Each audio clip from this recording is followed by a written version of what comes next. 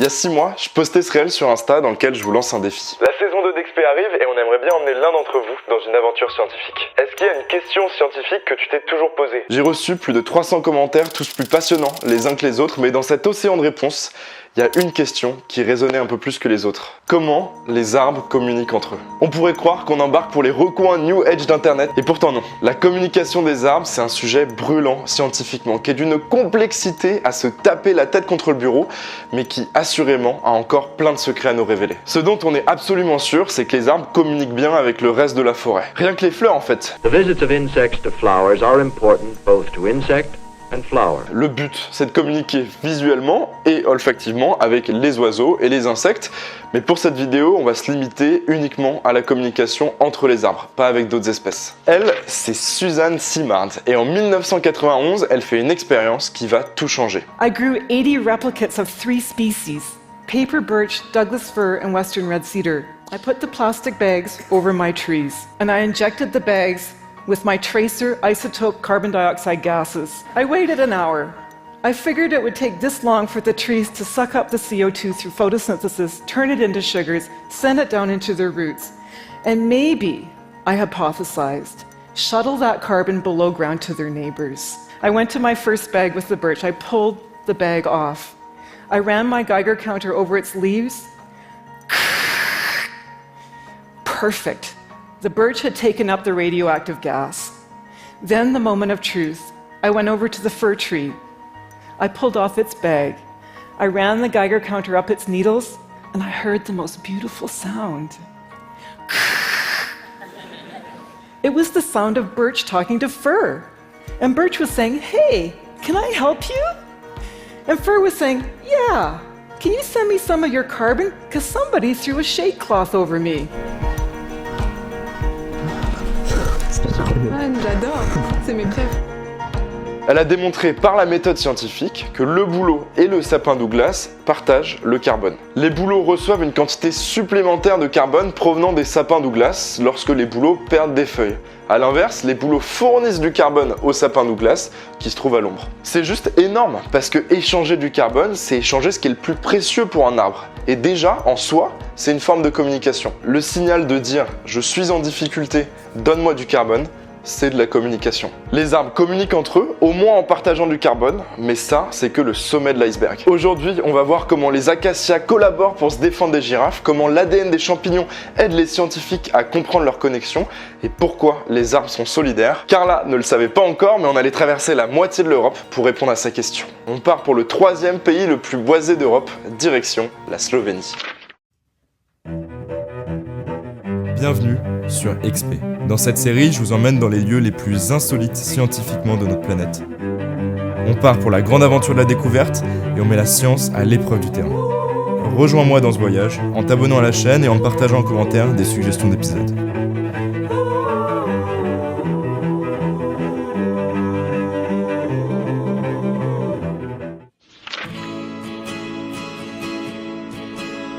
Salut, ça va?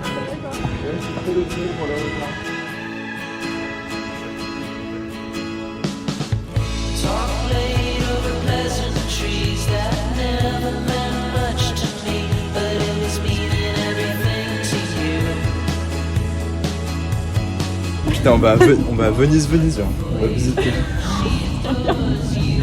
Il y a 2 Venise et on est descendu au mauvais Venise.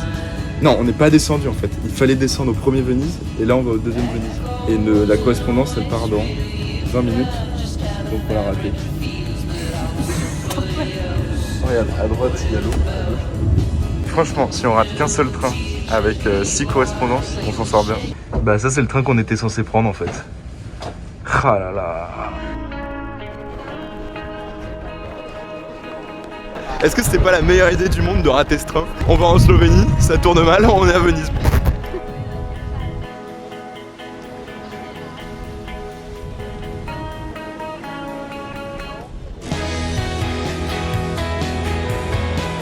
Et puis finalement, après une journée de voyage, on a enfin pu atteindre Ljubljana. Est-ce que tu peux te présenter? Du coup, moi c'est Carla. T'as quel âge? J'ai 21 ans. Tu viens d'où? Je viens du Jura. Tu fais quoi? Je suis chargée de communication en alternance et donc en école de commerce. Trop bien. Et pourquoi tu veux savoir comment les arbres communiquent entre eux? Parce que en voyant ton reel, en fait, je me suis rappelé que quand j'étais petite, je me posais déjà cette question. Ouais. Donc je me suis dit c'est l'occasion quoi. Bah j'espère que tu vas avoir ta réponse hein. Ouais. Les arbres, ils ont au moins 4 moyens différents de communiquer. Le premier, c'est un truc qu'on connaît depuis bien longtemps, c'est que les arbres, ils sont capables d'émettre des gaz en fait, que les autres arbres vont pouvoir recevoir. Et par ces gaz-là, ils peuvent passer des messages. Tu veux un exemple? Oui, je veux un exemple, bien sûr. Dans la savane, Louane, il y a des girafes Oui. et il y a des acacias. Et ben les girafes mangent les acacias. Que peuvent faire ces pauvres acacias qui ne peuvent même pas bouger face à des girafes dont l'évolution leur a donné des coups gigantesques justement pour manger les acacias? Comment ça se fait qu'il reste des acacias après ça? Et ben en fait ils ont développé une technique. Certaines espèces d'acacias sont capables d'émettre des toxines qui vont aller se fourrer directement dans les feuilles. Et quand les girafes essayent de manger les feuilles d'acacia, au bout de quelques minutes, elles vont prendre un goût dégoûtant qui vont faire que les girafes ne pourront plus les manger. Du coup les girafes, ça leur donne 5-10 minutes pour manger autant de feuilles qu'elles peuvent, et puis après l'arbre lâche les toxines et ça devient dégueulasse. Tu te doutes bien que les girafes, elles sont pas bêtes, elles ont beau avoir un long cou, ça leur empêche pas d'avoir une grosse tête, et donc elles le savent très bien. Elles se dépêchent de manger autant de feuilles qu'elles peuvent, et ensuite quoi? Ensuite elles vont voir l'arbre juste à côté. Mais non, c'est pas si simple, Louane. En fait, les acacias, quand ils se sentent attaqués, en plus d'émettre les toxines, ils émettent un gaz pour prévenir tous les autres arbres autour, de leur dire oh, les gars, faites gaffe, on se fait manger par les girafes. Ce gaz, en l'occurrence, c'est de l'éthylène. Bon, c'est un détail dont on s'en fout un peu, mais c'est un gaz qu'on retrouve dans plein d'autres trucs, dans les fruits, etc. Et donc, quand les acacias autour reçoivent l'éthylène, même s'ils ne sont pas fait manger par une girafe, ils vont émettre les toxines, ce qui fait que les girafes sont niquées. C'est le mot professionnel. Attends, je vais mettre ma veste. Tiens ça. Ok, vu qu'on n'a plus de cadenas, on va quand même finir cette histoire. La girafe connaît les bails et donc quand elle veut continuer de manger de l'acacia, elle va aller suffisamment loin pour aller trouver d'autres acacias qui n'ont pas reçu le message. Elle a juste à remonter le vent et elle pourra se faire un bon petit festin d'acacia. J'ai une mauvaise nouvelle et j'ai pas de bonne nouvelle pour compenser la mauvaise nouvelle. On était censé rencontrer dans 1 heure une scientifique qui s'appelle Katarina et qui est spécialiste de la datation des arbres. Et en fait, elle peut pas. Désolé. Ok, je vous explique. Tout à l'heure, je suis tombé sur le document qui explique toute la gestion forestière de la Slovénie. Il est hyper bien foutu, il y a des cartes qui sont trop belles, alors ça, moi j'adore. Mais surtout, à la fin du document, il y a tous les noms et numéros de téléphone du service des forêts de Slovénie.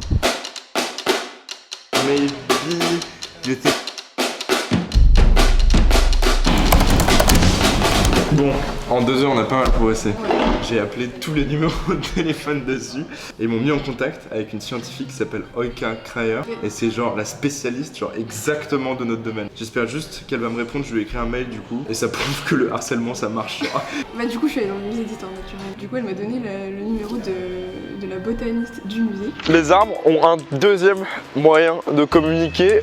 Je savais pas avant de faire cette vidéo et ça me paraît complètement dingue. En fait, les arbres de la forêt sont reliés par leurs racines. Quand c'est la même espèce, la même essence d'arbre, parfois les racines peuvent juste se connecter et donc par les racines il y a plein de moyens d'échanger de l'eau, des nutriments et puis des signaux pour se passer des informations. Ça c'est un truc qu'on connaît depuis longtemps et en fait dans la forêt parfois on peut retrouver des arbres qui sont en super mauvaise santé, tu vois. Genre des arbres ils ont un pied dans la tombe et pourtant ça fait 400 ans que cet arbre qui n'est pas rentable entre guillemets, qui n'est pas capable de produire assez de carbone pour s'entretenir, qui est vraiment sur le point de mourir, qui manque d'eau et tout, le reste de la forêt va lui donner des nutriments, de l'eau pour qu'il puisse continuer de survivre. Alors on pourrait se dire, quel est l'intérêt qu'a la forêt il devrait juste le laisser mourir, il pourrait pourrir, ça fertiliserait le sol et il y aurait un autre arbre qui pousserait. En fait, c'est plus compliqué que ça et il y a une vraie solidarité dans la forêt. Pourquoi les arbres sont solidaires? Parce qu'ils sont sympas? Non, ils sont pas sympas. Les arbres sont solidaires en fait parce que c'est dans leur intérêt qu'il n'y ait pas un trou qui apparaisse dans la forêt. Si tu as ce très vieil arbre qui a 400, 500, 600 ans au milieu de la forêt, s'il tombe, ça va laisser un trou dans la forêt. Et en fait, ce trou-là, c'est un trou par lequel le soleil va pouvoir venir et dessécher le sol. C'est aussi un trou par lequel le vent va pouvoir venir s'engouffrer pendant les tempêtes et causer plus de dégâts autour. Bref, pour la forêt, c'est dans leur avantage de maintenir en vie des arbres qui, au final, mourraient s'ils étaient tout seuls. Et donc ça se passe directement par les racines qui sont reliées. Quand j'ai appris que les racines des arbres étaient reliées, je me suis dit mais en fait tout ça, tu peux presque considérer le tout comme un organisme, d'où la notion de super-organisme qui a vachement de sens. C'est fou Louane, non? C'est fou Antoine. C'est génial. Hier on a harcelé tout le monde, aujourd'hui ils me répondent. Dear Antoine, I am on holidays this week but we could eventually meet tomorrow. Bon bah c'est génial, c'est comme dans toutes les vidéos, à chaque fois au début il y a un plan, tout part en couille et au final c'est encore mieux que ce qui était prévu. S'il y avait des championnats du monde de communication entre les arbres, Oika elle serait probablement championne du monde. Elle est spécialisée dans les champignons qui permettent la communication entre les racines des arbres. On n'aurait pas pu rêver mieux pour cette vidéo. Okay. Demain on va voir l'abonné. Ouais. Comment elle s'appelle ton abonnée? Élise, c'est une abonnée qui travaille pour un truc trop stylé, j'ai pas trop compris. quelle était sa fonction. Puis les abonnés toujours le sang quoi. Ça va être féerique et c'est moi qui choisis la musique pendant tout le voyage.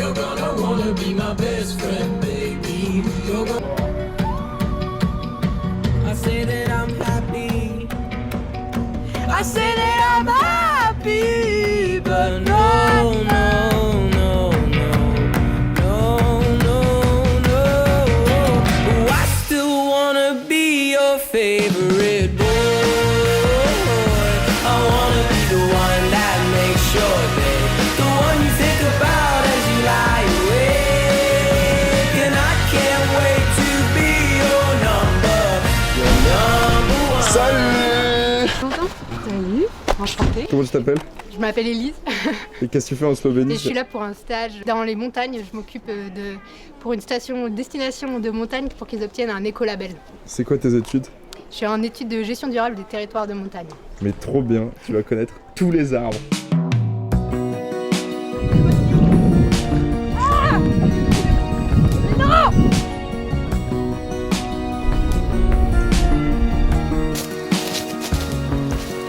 On cherche une forêt, mais pour l'instant tout ce qu'on a trouvé c'est complètement exploité, il n'y a pas du tout de vieux arbres alors qu'on est dans un parc naturel, c'est un peu con quoi. Ok Elise, j'aimerais bien qu'à la fin de cette vidéo, mes abonnés puissent retenir genre 3, 4, 5 essences d'arbres qu'on retrouve dans nos forêts. Si on en retient 3, 4, ça permet déjà, tu vois, de les reconnaître quand tu te balades dans la forêt, puis un peu de créer une connexion. C'est quoi les espèces qu'on a le plus en France dans nos forêts? Une des espèces les plus courantes, c'est le hêtre, comme Ok. le gros arbre là derrière moi. Yes. Et c'est en France, notamment dans les montagnes, on les retrouve avec les sapins, dans des hêtraies sapinières. C'est une formation classique de forêt. Des quoi? Des hêtraies sapinières. Et vu qu'ils ont des besoins différents, ils arrivent à vivre ensemble et sans trop se faire de concurrence. Ouais, on va dire ça. Et donc le sapin, il va pouvoir aller chercher la lumière très en hauteur, alors que le hêtre, il va pouvoir s'étaler tranquillement plus en bas. Comment est-ce qu'on fait pour reconnaître un hêtre? On voit qu'il a l'écorce qui est toute lisse, avec ses grandes branches qui s'étalent. Et là, les feuilles, elles sont toutes petites, mais il y a quand même quelques feuilles. Je peux en prendre une? Oui. Mais c'est une forme un peu ovale et pointue, avec les petites rainures hyper caractéristiques. Mais normalement, les feuilles sont beaucoup plus grandes. Là, c'est une feuille du printemps. Ouais. C'est quoi les essences qu'on a le plus en France? En France, on a beaucoup de hêtres, on a beaucoup de chênes, de châtaigniers. Et après, dans les conifères, on a l'épicéa, le sapin, le pin sylvestre et le pin maritime. Mais ça dépend des régions. Donc selon où vous habitez, vous avez des choses différentes. Il y a deux moyens de communiquer. Les gaz dont on a parlé, la connexion directe avec les racines, mais il y en a d'autres. Il y en a un troisième, limite, on dirait une théorie du complot, tellement c'est incroyable. Les arbres nous parlent en fait. J'ai pas la date. Bref, une équipe de l'université d'Australie orientale a testé un truc sur les céréales. Pas sur les arbres parce que c'est un peu compliqué d'avoir un arbre dans un labo. Ils ont fait ça sur les céréales. Mais peut-être que c'est la même chose pour les arbres. En tout cas, disons que c'est un indice. Il n'y a pas de certitude, il n'y a pas de consensus. Ils ont étudié les racines des céréales. Et ils ont écouté en fait, ils ont mis des micros dans le sol et ils se sont rendus compte que les racines des arbres font des craquements, des bruits à 220 Hz. Est-ce que c'est juste un hasard, un bruit que fait la racine en se développant? Peut-être, mais il y a des indices que c'est plus que ça. En fait, ils se sont rendus compte que quand on émet dans le sol un craquement à 220 Hz, les autres céréales vont diriger leurs racines vers l'origine du bruit. Comme si c'était un espèce de signal pour se donner rendez-vous et essayer de reconnecter les racines. Comme ce que je vous expliquais juste avant pour permettre aux arbres de communiquer directement par les racines. Est-ce qu'on est sûr de ce fact? Pas vraiment, mais c'est une piste de recherche. Ils parlent quoi, genre 220 Hz, on pourrait l'entendre nous avec notre oreille. C'est le bruit d'un craquement un peu grave, genre. Putain. Qu'est-ce qu'il y a? Aïe. Il y a la scientifique, elle m'a envoyé un message en mode There was a change of plans. Oh non! Qu'est-ce qu'elle raconte? Elle dit rien en fait, elle dit juste qu'il y a un changement de plan. C'est la deuxième fois qu'on se prend un lapin par une scientifique, genre. C'est la merde. On n'aura jamais la réponse à la question de Carla. Ouais, c'est une belle journée de merde aujourd'hui, tu vois. Mais non! Elle m'a dit, elle a vraiment mis sa pote genre au casse-pipe, elle a dit moi je peux pas être là, par contre il y a ma pote qui est au labo. Du coup, voilà, elle nous a pas donné le numéro de téléphone ni rien. Donc, ce que je propose, c'est qu'on arrive violemment dans ce labo, on pète la fenêtre, on rentre et on lui demande des explications sur la communication des arbres. Carla est venue en Slovénie pour avoir cette réponse, on peut pas partir sans lui donner sa réponse. Du coup... J'approuve la technique, ça a l'air efficace. T'es venu voir des arbres, tu vas finir en prison. Bon. Peut-être qu'il y a des arbres dans la cour de la prison. Mais avant cette grande enquête... Du café, parce que rien ne peut se faire sans le café. Ok, on a vu 3 moyens de communiquer, tu t'en rappelles? Les racines, Les gaz. Communication olfactive, le pif. Communication sonore, les racines. Et puis communication directe par contact dans les racines. Il y a un quatrième moyen de communiquer qui est une grande piste de recherche. C'est un truc de malade si c'est vrai, mais pour l'instant, on n'est pas trop sûr. Je vous le fais en une phrase, mais pour en apprendre plus, on va rencontrer une scientifique, peut-être, si on y arrive. Tout le sol de la forêt est colonisé par... On voit pas, Louane, ça sert à rien. Bon bah le sol. Tout le sol de la forêt est colonisé par des champignons qu'on appelle des mycorrhizas. Et en fait, c'est des champignons qui aident les racines dans leur mission de racines pour prélever de l'eau et des nutriments, etc. Vu qu'il y a cette espèce de réseau de champignons géants qui couvre toute la forêt, les scientifiques pensent que les arbres sont capables d'utiliser ce réseau de champignons pour se faire passer des signaux, comme des signaux de manque d'eau, etc. En tout cas, ce qui est sûr, c'est qu'on peut apprendre beaucoup de choses sur les arbres en étudiant ces champignons. Oh yeah. Après 3 plans foireux, on a enfin l'adresse de la soirée. Hello. So what's happening here? Donc en ce moment, je fais un PCR d'un champignon mycorhizien. Je crois que les échantillons viennent d'Italie, de Slovénie et de Croatie. Quand on a retrouvé Tina, elle était en train de faire un PCR. Les PCR, ça ne sert pas que pour les tests Covid. Et en fait, si tu es chercheur en biologie, il y a de bonnes chances que tu passes une grosse partie de tes journées à faire des PCR. C'est un outil hyper important et j'ai fait une vidéo pour expliquer comment ça marche. Mais en gros, l'ADN du champignon est mélangé avec celui de la racine. Là, c'est le fungi. La première étape en labo, c'est toujours l'extraction de l'ADN des racines. Et maintenant, on le met avec le mélange PCR. Et en introduisant des primers spécifiques aux champignons, elle va pouvoir répliquer en grande quantité l'ADN du champignon et pas celui de la racine. Du coup, ça va lui permettre d'extraire l'ADN du fungi et de l'étudier. Évidemment, l'ADN, ça apporte plein d'informations sur l'espèce, mais ici, c'est encore plus important. En fait, les champignons se ressemblent tellement que c'est le seul moyen de savoir quelle espèce on a sous les yeux. Chaque champignon a son rôle spécifique. Par exemple, certains d'entre eux sont plus actifs pendant l'été, d'autres plus pendant l'automne ou le printemps. Donc, à partir des espèces qu'on voit et identifie sur les racines, on peut dire si l'arbre subit une forme de stress, comme un manque d'eau par exemple.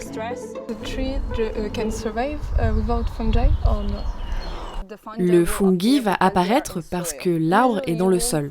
Normalement, dans un environnement naturel, tu ne trouveras pas un arbre qui n'a pas de champignons. Donc il ressemble à quoi concrètement ce champignon? Est-ce qu'on peut le voir nous? Les hyphes sont tellement fines que tu ne peux les voir qu'avec un microscope. C'est un peu comme des cheveux si tu veux. Elles sont très fines et elles peuvent aller dans les recoins les plus exigus du sol. Et grâce à ça, elles peuvent renforcer et pomper des nutriments et de l'eau supplémentaire qui ne seraient pas à la portée de la plante parce que les racines ne sont pas si fines et elles ne pourraient pas pénétrer dans tous ces petits espaces dans la terre. En fait, c'est un échange contre des glucides. Le fungi mycorhizien n'est pas capable de produire du carbone supplémentaire, contrairement à l'arbre qui produit des glucides à l'aide de la photosynthèse. C'est une symbiose qui est bénéfique pour le champignon mycorhizien et pour l'arbre. Donc dans la forêt, il y a tout ce réseau de champignons qui relie tous les arbres entre eux avec les hyphae, etc. Est-ce que c'est possible que ce réseau serve à passer de l'information et des nutriments entre les arbres? Eh bien, oui. Il y a des preuves. Des auteurs ont trouvé qu'à travers le réseau mycorhizien, des arbres pouvaient communiquer. Il y a des signaux que les arbres peuvent faire passer dans le champignon grâce à des hormones et des enzymes. Il y a des signaux.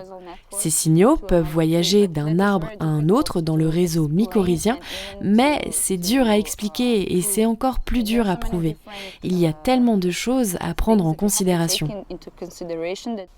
Mais il faudrait étudier plus en détail le flux de carbone, le flux des hormones, mais aussi de l'eau, et tout ça, c'est très compliqué. En science, c'est toujours comme ça. Il faut être patient. Tu trouves quelque chose, mais après, tu dois encore faire des analyses supplémentaires pour prouver que c'est bien ce que tu pensais et que ce n'était pas juste un hasard si c'était comme ça. Il va falloir attendre, Carla.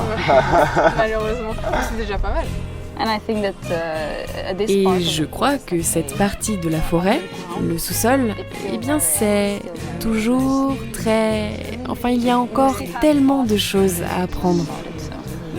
Cool. Thank you very much. No problem. Thank you. Nice. Et voilà, on a fait qu'effleurer la surface du monde merveilleux des arbres. C'est fou, on est allé sur la Lune et pourtant le sous-sol, juste quelques centimètres sous la forêt, reste un océan de mystère. Je crois et j'espère que vous ne verrez plus la forêt de la même manière après cette vidéo. Je tiens vraiment à remercier Carla et Louane de m'avoir accompagné dans cette aventure. On va sûrement réorganiser des voyages et ramener des abonnés à l'aventure. Alors pour être au courant, suivez-moi sur Instagram. Je veux adresser un grand merci au groupe Berkem qui sponsorise cette vidéo. Le groupe Berkem, c'est une super belle PME de 150 personnes dans le coin de Bordeaux qui est experte dans la chimie, en particulier la chimie du végétal. Ils ont tout plein d'activités, l'extraction végétale, la formulation de solutions de préservation du bois, dont des solutions biosourcées, et enfin la lyophilisation, j'ai du mal avec ces mots, la lyophilisation et la synthèse de résine alkyd. Donc en gros, ces trois activités forment ensemble le groupe Berkem. Ça paraît super technique, mais en fait, c'est des choses qu'on retrouve partout dans la vie courante. Et ce que je trouve génial, c'est qu'ils se sont mis en tête d'encourager la vulgarisation scientifique. C'est vraiment cool de la part d'une industrie qui est innovante de pas juste garder ça pour eux et de prendre en compte le fait que c'est important de partager ça avec tout le monde.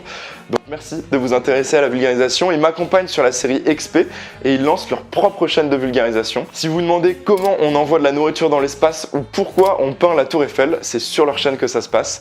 Et très bientôt, vous allez aussi retrouver des bonus d'XP sur leur chaîne. Merci au groupe Berkem d'être à mes côtés et merci à vous de me suivre. On se retrouve très vite pour plus d'XP. Allez, ciao!